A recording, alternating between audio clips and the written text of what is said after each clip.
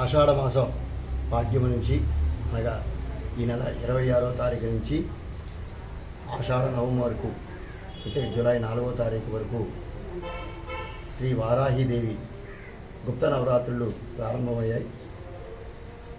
మాదేపల్లి గ్రామం శ్రీ భ్రమరాంబ సమేత మల్లికార్జున స్వామివారి దేవస్థానంలో శ్రీ భ్రమరాంబ అమ్మవారు ఈ 9 రోజులు కూడా వారాహీదేవిగా భక్తులకు దర్శనమిస్తున్నారు. ఈ 9 రోజులు కూడా ఎంతో విశేషంగా అమ్మవారికి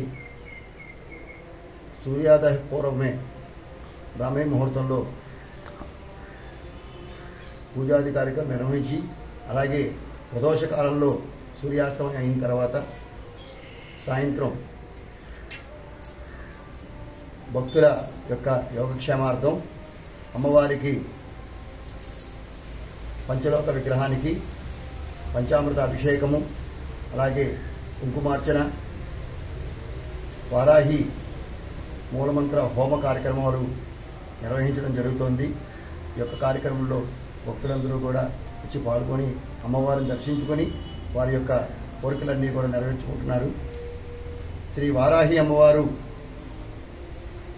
సాక్షాత్తు ఆ జగన్మాత యొక్క సైన్యాధ్యక్షురాలు.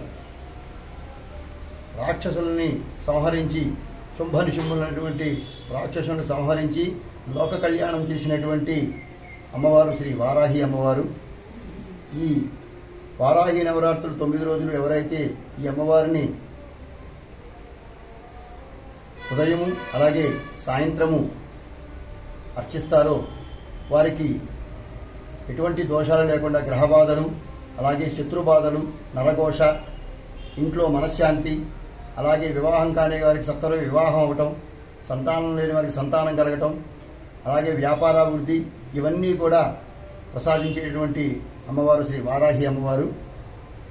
కాబట్టి భక్తులందరూ కూడా అమ్మవారిని దర్శించి అమ్మవారి యొక్క కృపకు పాత్రలు కావాల్సిందిగా కోరుతున్నాం.